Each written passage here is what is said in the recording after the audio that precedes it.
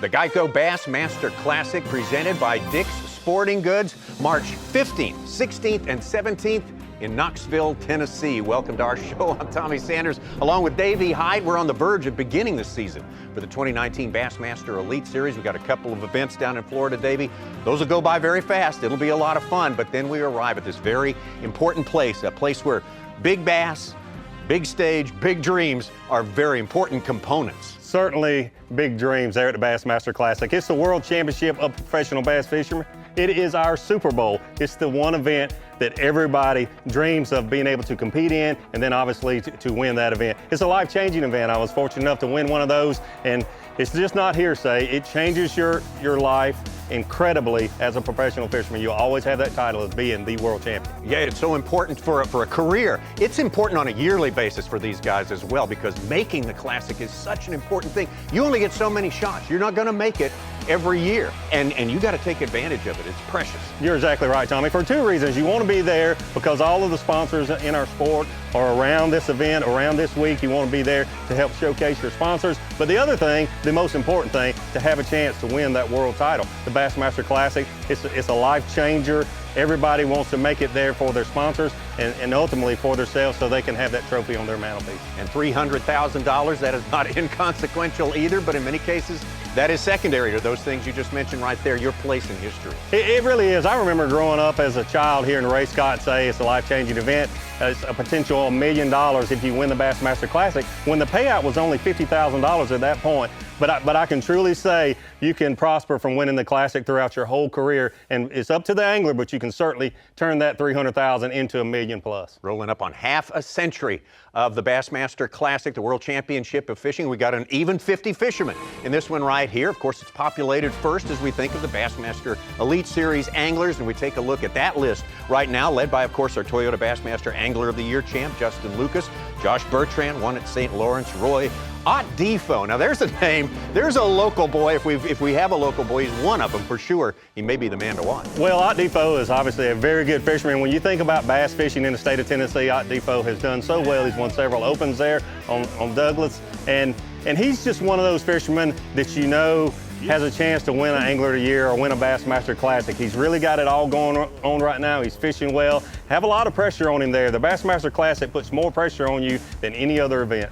Another one of those precious opportunities for Aaron Martins, who's been denied, gotten so close so many times. You hate to keep harping on that, but that is a story that will never go away. Well, Aaron Martins and Jason Christie are two guys that we've all seen come so close multiple times. You almost have to be pulling for both of those guys.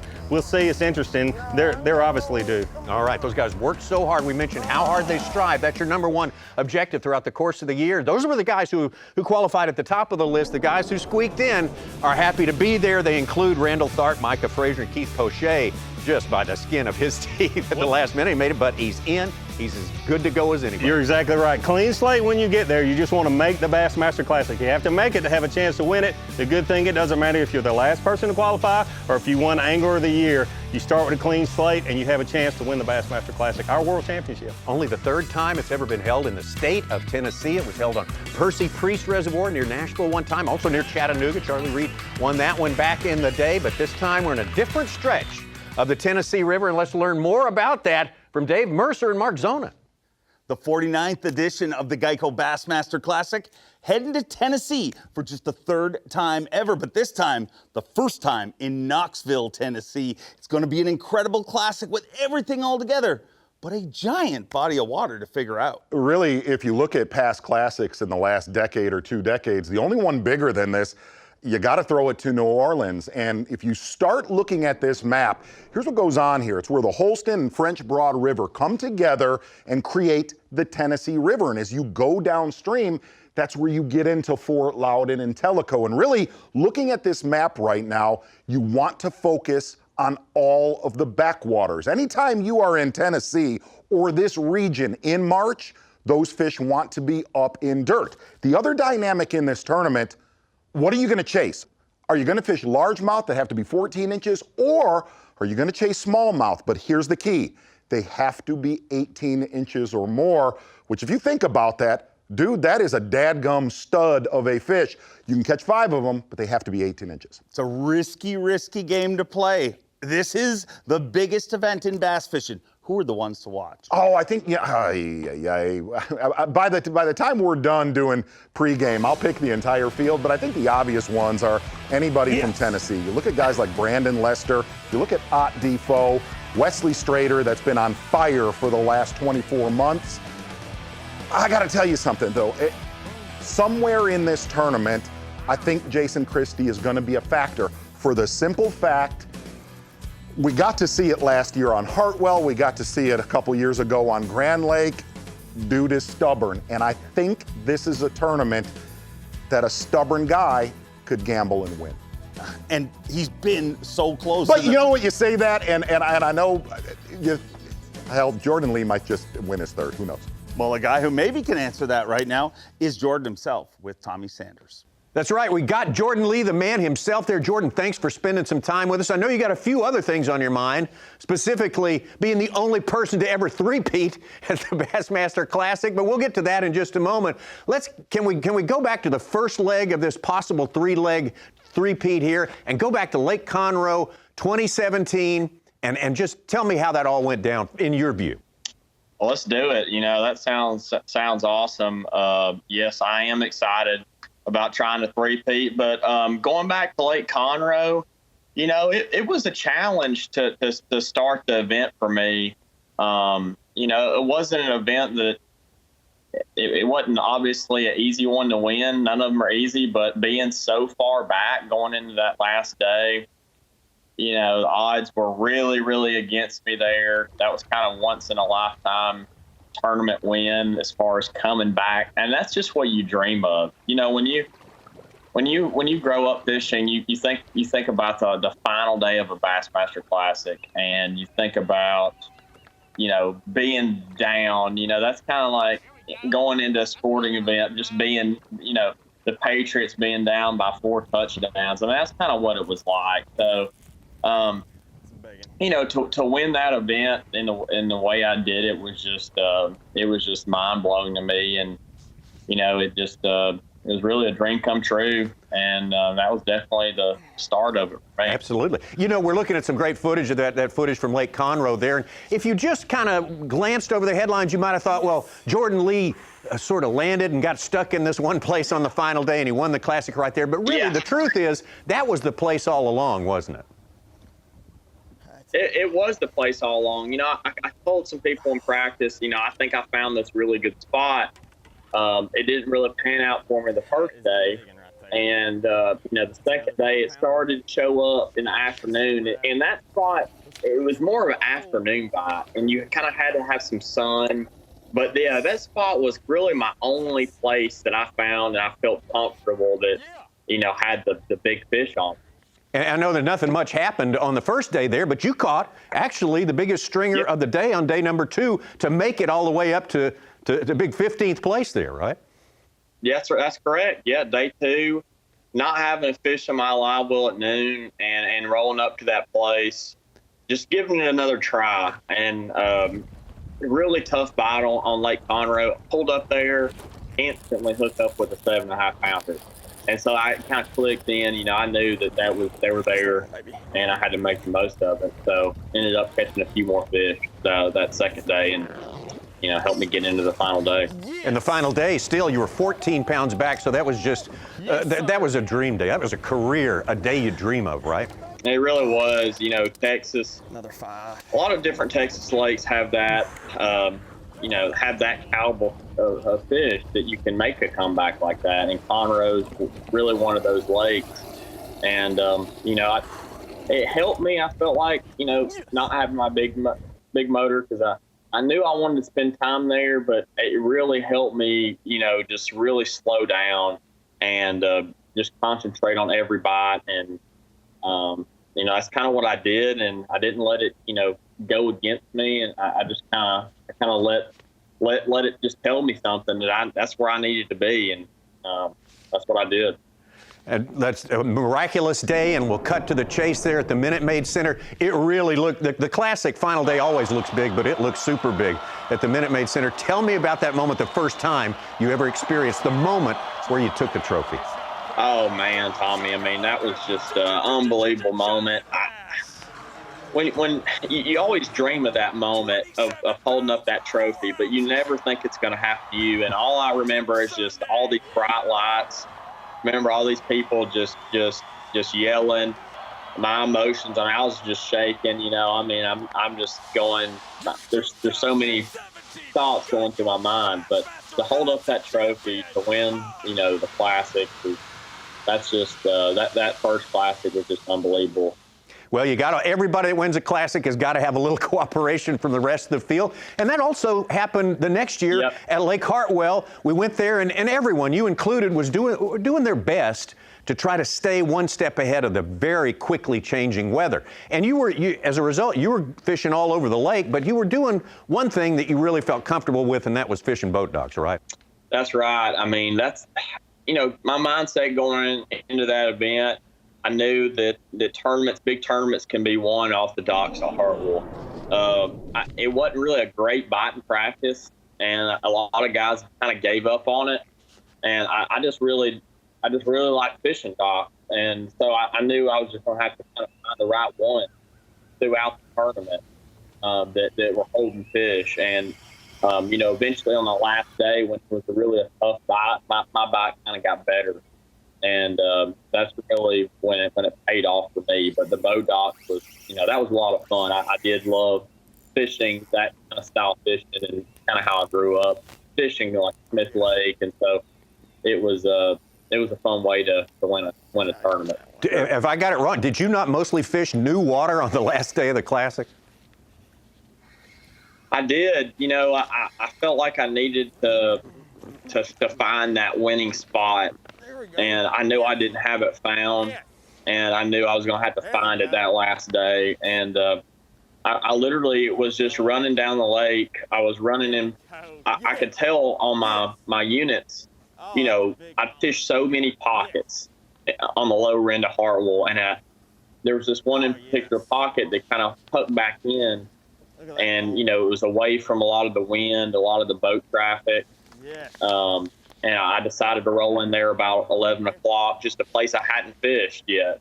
And that ended up being a place where there was just fish just all over. I mean, they were everywhere. If I would have had just a little bit longer or even another day, it would have been amazing. But, the fish were just loaded in that one pocket. Well, that day was amazing enough, and we cut back to the Bon Secours Center there in Greenville. Another magic moment. Could you wrap your head around it a little bit better than you did the first time around at Mid-May? I know that one would shock anybody. Did you feel a little bit more comfortable with it, a little bit more like, yeah, I've been here, I belong here? Well, I did. I was expecting the weight of the trophy a little bit more. Putting that trophy over your head the first year, I'm not going to lie. I mean, I was a little weak. So I think I got in the weight room a little bit throughout the year.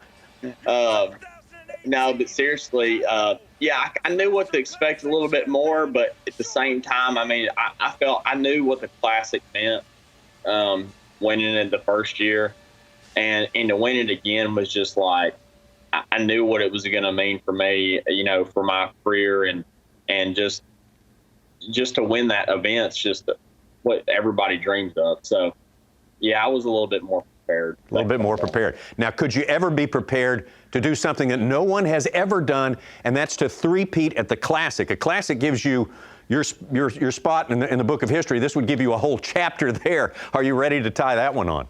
I'm ready to give it a try, Tommy. I mean, it's the stars have to line up, and they did for me a couple years in a row. I'm a realist, though.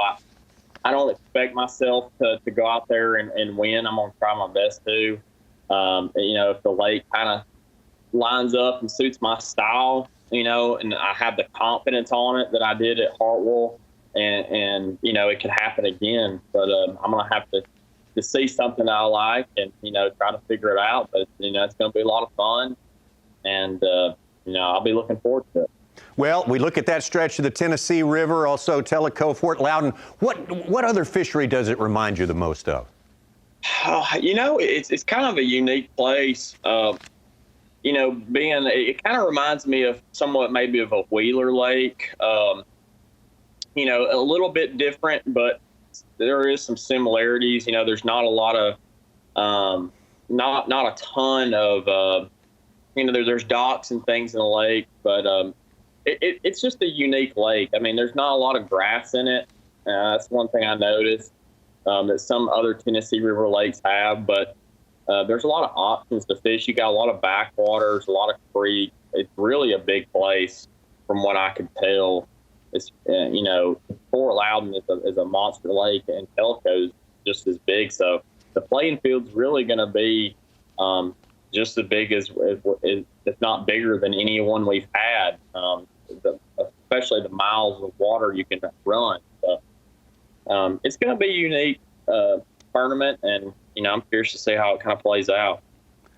Well, Jordan, thanks for all the thrills from the last 2 years. We wish you luck for this, what would be record-breaking, history-making three-peat, third win at the Bassmaster Classic. Best of luck to you, and thank you for your time today. Appreciate it, Tommy. Can't wait. Hope to see you there. We can't wait either. Jordan Lee right there. And Ronnie Moore, I understand you're going to fill us in numbers-wise on Jordan Lee, his past performances, and maybe his possibility.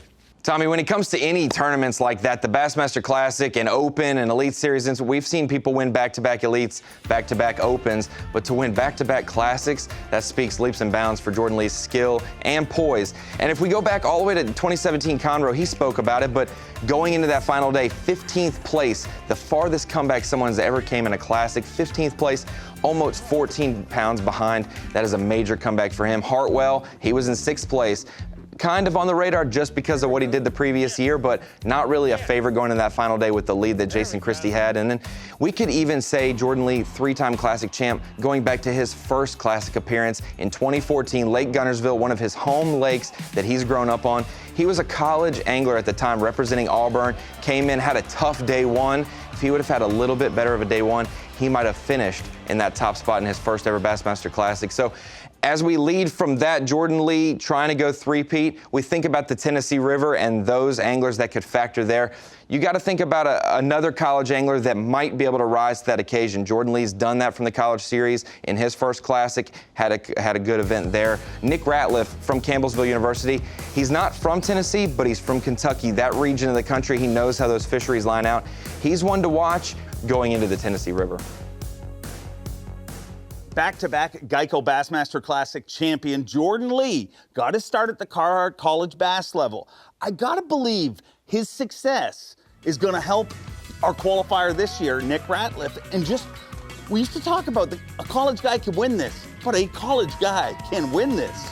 There's no doubt, and obviously you can go on to have a heck of a career. And really, if you transition from the Carhartt College Series into the Bassmaster Opens, there's some big names that qualified through the Opens. You look at Bobby Lane, so much history in the Bassmaster Classic, to new guys like Derek Hudnall that we're going to see on the Bassmaster Elite Series this year, Garrett Paquette. But you gotta look at Brandon Lester, man. I know he does, this is surprising to me. He does not have a lot of experience on this body of water, but dude, if you live within 30 miles, you know a little something how to fish at. And he's kind of got that feel about him. He's been close to a big victory. We saw it in Waddington. It looked, that one fish. I mean, that he may have won that event. He's been so close. I always look at guys that have a certain demeanor to win a Classic. You have to have sniper blood. You have to have ice in your veins, and there is no doubt Brandon Lester has that trait. Well, we're picking people, and I'm sure you guys are picking people. No matter who you're picking, the cool thing about this Classic is you're going to get a front row seat and be able to be with them the entire event. For the first time in a decade, everything is under one umbrella right in Knoxville, Tennessee. I mean, the arena is right on the riverbank, but it'll all kick off in the morning at takeoff. One of my favorite parts of the Classic, thousands of people down there cheering these guys as they go out and compete for the greatest event in professional bass fishing. And after hanging at takeoff with all the anglers, hanging with Dave Mercer in the morning, come by and see the Bassmaster Live crew, myself, Davey Height, Tommy Sanders, Such, Ron Moore. We're gonna be at the Bassmaster Expo where you get to see all the new cool if you're a tackle junkie, come to the expo, hang with us on the Bassmaster Live set. It truly is, the Dick's Outdoor Expo is truly unlike any other trade show you've ever been to, and you have to experience it because, it's become a major event in fishing, not just for the tournament, but companies are releasing baits at this event. There's two major events in fishing. ICAST, of course, in the fishing industry, and the GEICO Bassmaster Classic and the Dick's Outdoor Expo. But the best part, I mean, my favorite part, It's your house. I don't know if it's my house. It's actually the house of the Tennessee Volunteers, and we are going to have that place rocking all 3 days of the 49th GEICO Bassmaster Classic. Wonderful, wonderful. Great Yes, job yes, handicapping, yes, but I'll yes. say this. There's a difference between handicapping and committing. So I've been, and Davey. We're gonna do we've this, been aren't we? sent in- We're gonna do We've been this. sent in to enforce commitment. So we're going to go around the horn, starting with you, Davey. Pick a winner. Well, I'm gonna go for the long shot, Ott Defoe. Because Ott is such a well-rounded fisherman. I mean, It's in come his on, backyard. man. And you know, I'm just always pulling for the underdog. You just told my pick, totally. I totally was going on, and I picked him last year to win Angler of the Year. He had a great season. Yeah. But, I mean, I'll go with the other local since I'm next out. Brandon Lester. Well, I'm sappy. You know I am. I get emotional with the Classic, and I want to see an Aaron Martins. I want to see a Jason Christie, but I'm not going to lie. I want to see a party. Give me some Seth Fighter for Sunday night. Hey, Give me who some says, Seth who Fighter. says he's not ready to win the Classic? Not me. Let me just tell you, it would blow the lid off that town. Well, I'm going to go out on a limb just like you and pick Ott Defoe. No, Brandon Lester. How about that? That's our quorum here today, March 15th, 16th, 17th, Knoxville, Tennessee, right here on Bassmaster.com. You can see it all.